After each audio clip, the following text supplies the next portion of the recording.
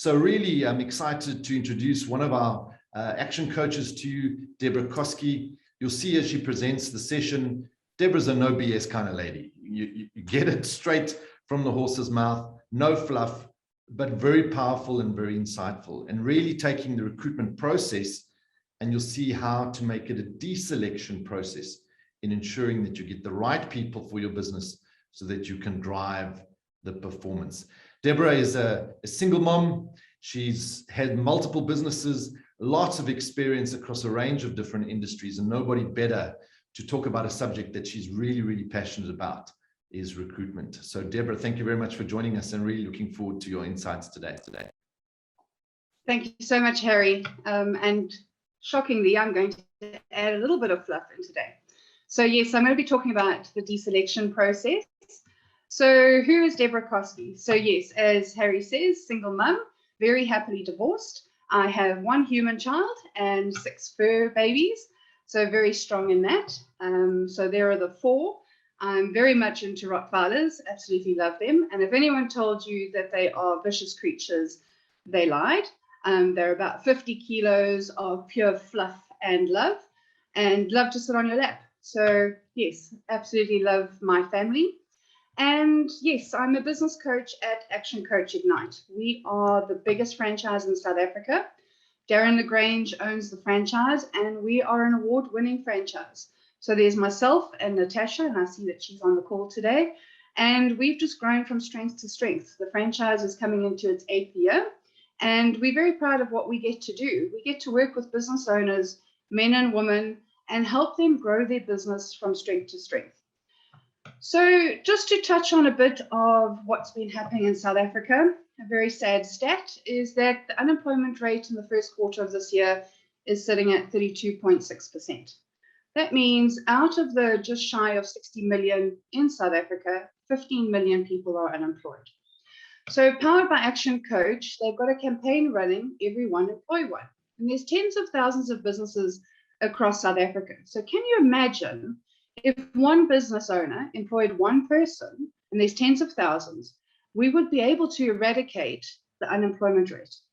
And so how do we do that? How do we know when we are ready to employ a new person into our organization? And especially for first-time business owners, when they are going to hire for the first time, it can be nerve-wracking. So I've put a list of questions together, and they're 13. So what you should be asking yourself, are you ready to employ? So are you turning work away or turning work down? So there's just too much that's coming into your pipeline. Have you identified new products or services in your business that you want to offer that could increase your revenue? Have you got customers that are complaining on your service delivery? Because, I mean, there's a lot of competition out there at the moment, and a lot of new businesses are springing up. I think in 2001, the record thus far is sitting at 376,000 new businesses that have just been registered, which is amazing and incredible. But now is the time for you to ensure that your customers are not complaining or jumping ship. Is your quality of delivery of products and services suffering? Have you run out of time to work on the business? Now, when I talk about working on the business, I mean ensuring that you have strategic planning, managing your team, ensuring paperwork's up to date, finances, making sure that you've got your sales and your marketing funnel correct, and growing the business. Now, if you're not getting time to do that, then basically who's driving the business? Who is pushing it forward to bigger and greater heights? And then, are you lacking specific skills within a business? Are you working 24 hours a day, 7 days a week with no breaks and no vacations? A lot of business owners that I've been working with now actually get to go on holiday. So if you're sitting working 24 hours a day, something needs to change.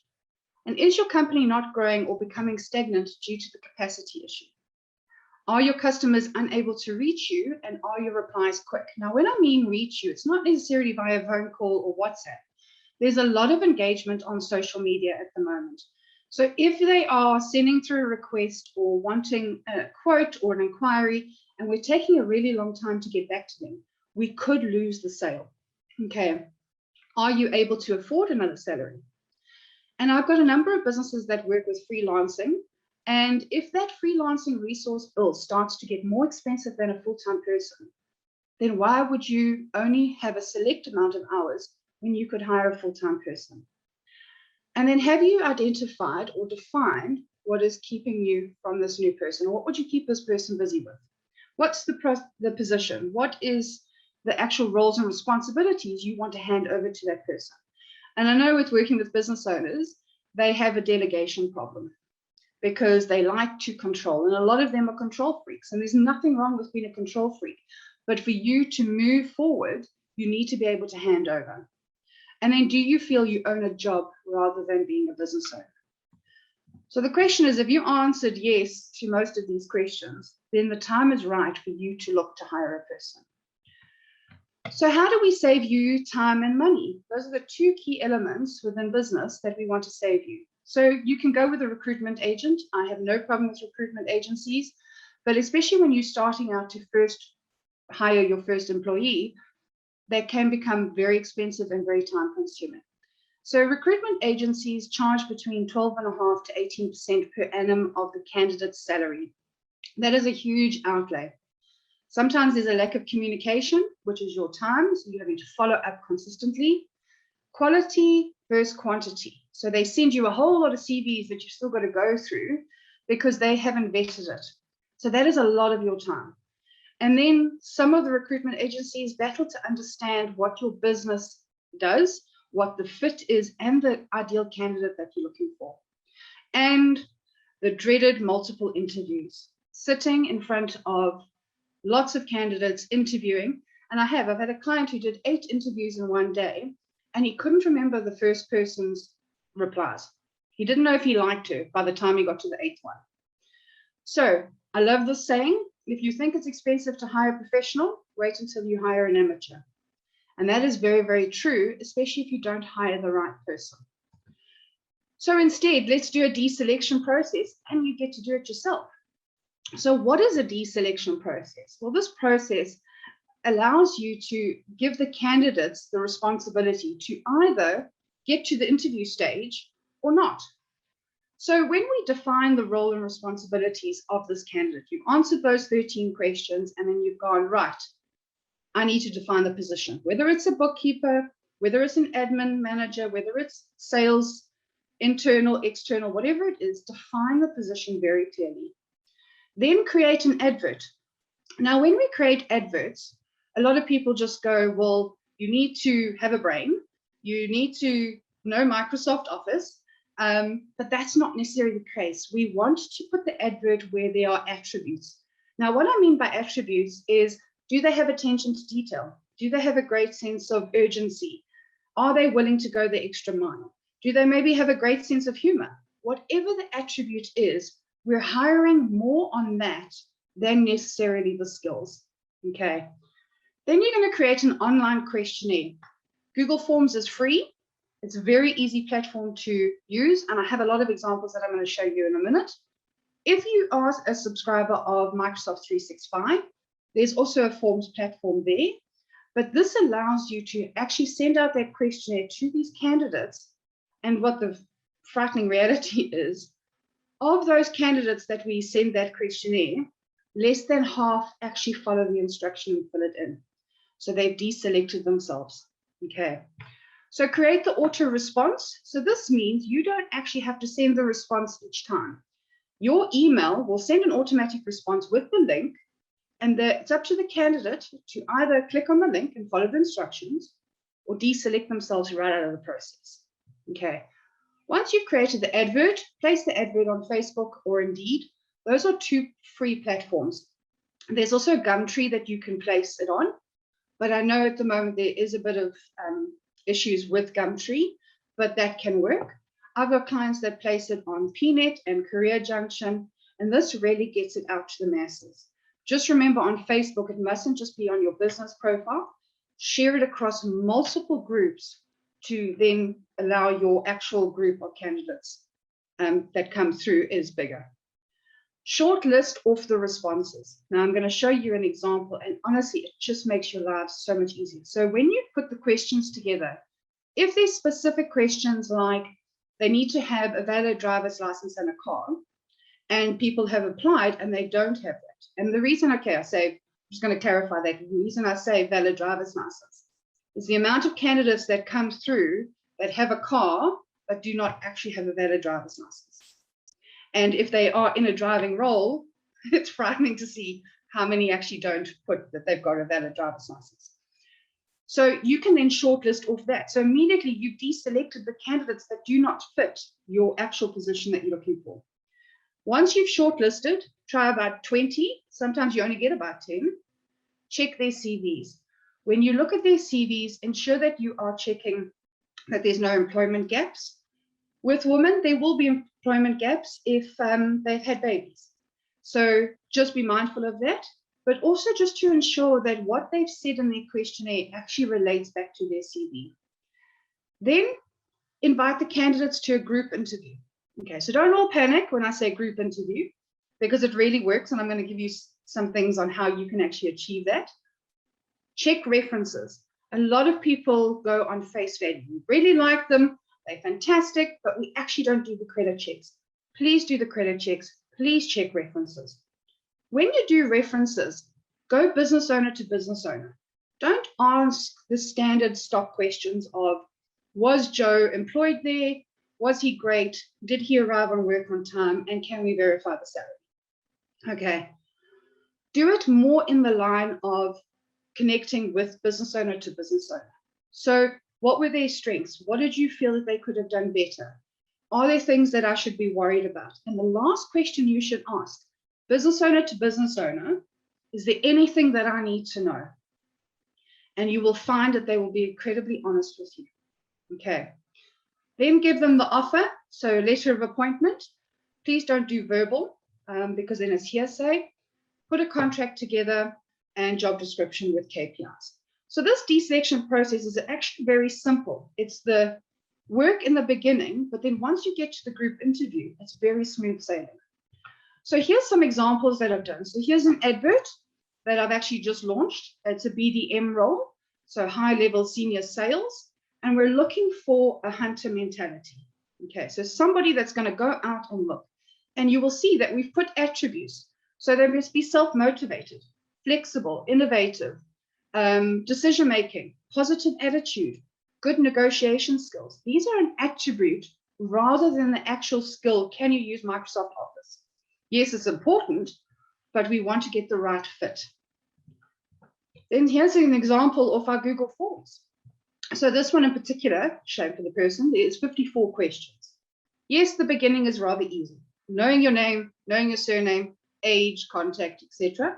But then it goes into high-level questions. So do you know how to sell business to business? Do you have experience in, like for this one example, ICT sectors?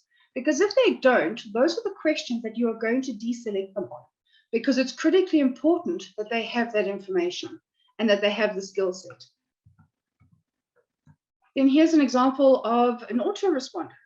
It's very simple, very straightforward. Good day, thank you for your email. Please click on the below link to complete your application. If you do not complete this form, you will not be viewed, we will not view your application. It's even stated there. And yet 50% of the people do not fill in the form and they've already deselected themselves. And then 5, basically sharing it on all the platforms that you know. So I have a Facebook profile, and it's Deborah Coskey, ActionCOACH Kloof, and we share it across multitude of groups on Facebook so that we can make sure that we are getting it widespread. The same with Indeed, it happens, and they are very, very prone to advertising it, and the same with PNet. Okay. So here's the example. This is the part I get really excited about, is this is what the questionnaire looks like. So once they've answered all the questions, it puts it into a fantastic Excel spreadsheet, and you get to formulate and filter who you want. So if it was a bookkeeper, for argument's sake, and they had to have Sage experience or Xero experience, which are accounting packages, if they don't have that, you've already deselected pretty much 80% of the people that is on this form. If they are to have 5 to 7 years experience in the accounting sector, again, you've deselected them. So you will then be sitting with a short list of between 20 to 30 people. Sadly, as you get higher level, you sit with less, but then you're able to invite them to a group interview. Okay. Now, a lot of people, especially the business owners, panic when I say group interview. No, don't do more than 8 people or 8 candidates in the room. Okay. And you've got to make sure you control that group interview. You can have a huge amount of fun with it. So keep it relaxed so that the candidates do not get nervous. And what you do is you control it. So you introduce yourself, introduce a bit of a quirk about yourself, bring some humor in, and you'll watch the atmosphere relax. Introduce your company, but please do not explain the roles, what you're looking for, because immediately the candidates will start replying to the questions on what they believe you are looking for and not be truthful. Okay. Do not ask the same question to each candidate.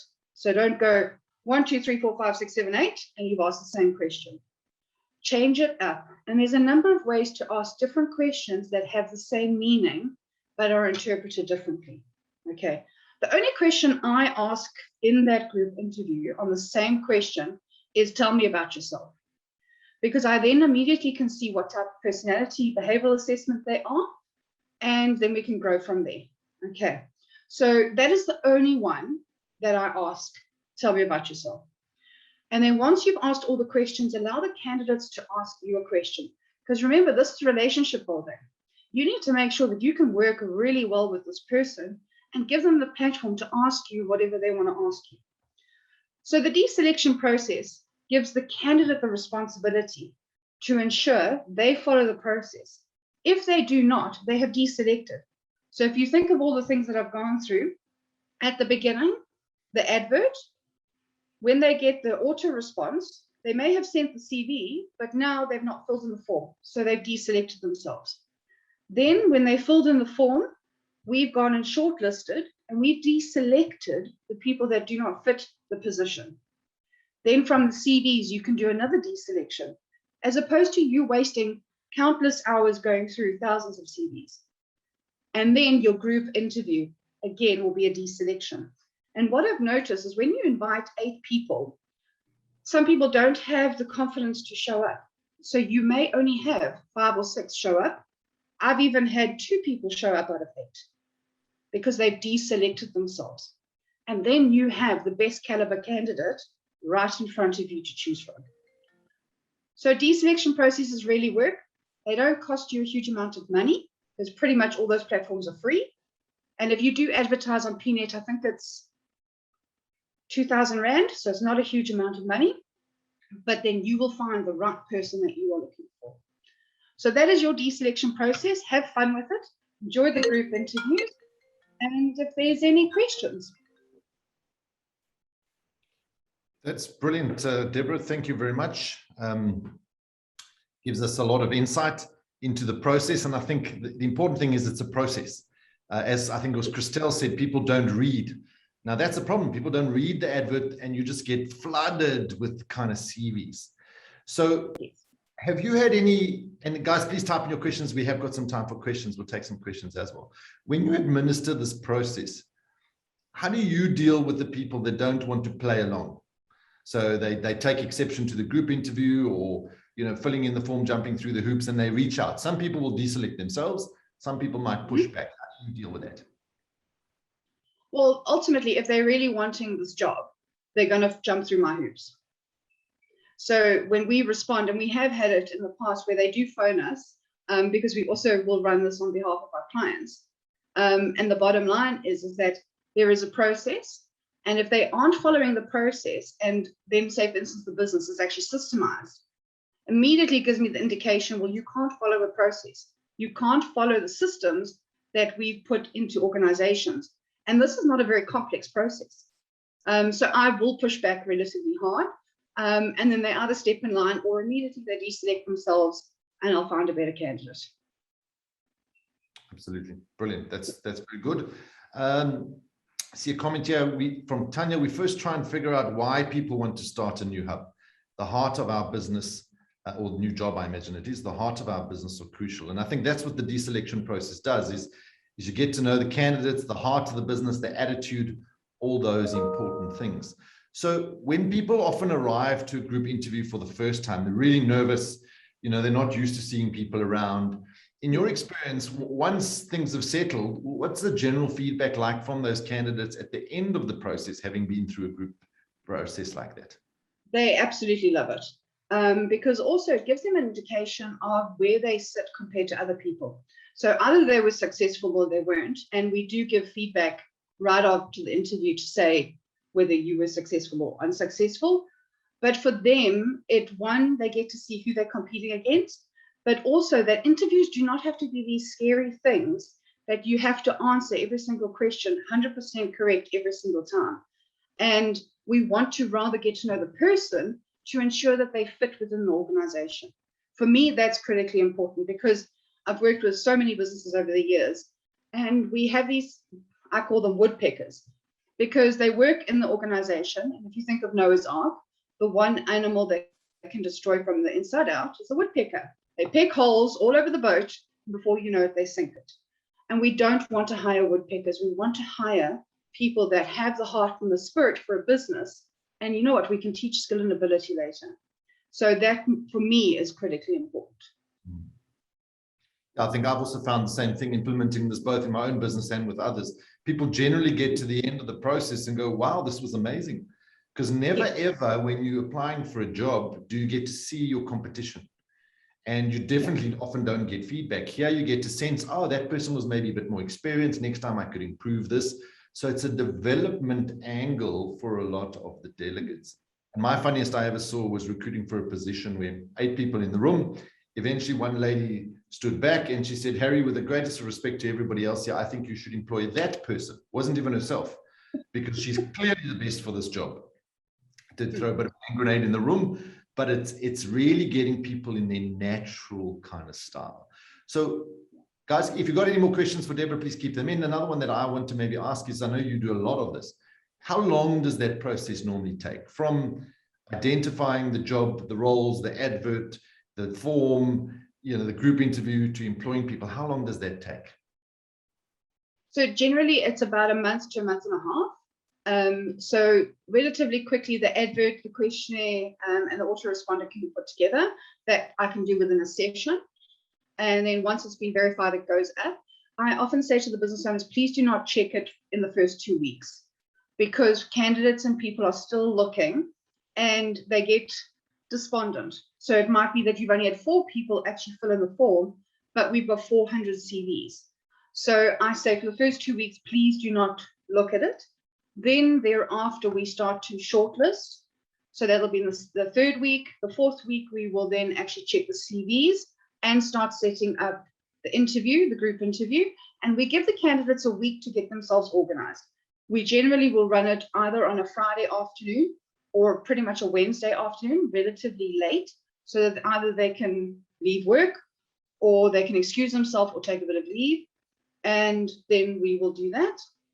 So anything from pretty much 4 to 6 weeks, we can have the person hired. Okay. And like a comment here from Peter, recruit slow, fire fast. Rather take the time up front, make sure that there's a fit, because as a few people have said, the woodpecker analogy is a good one. It will sink your ship.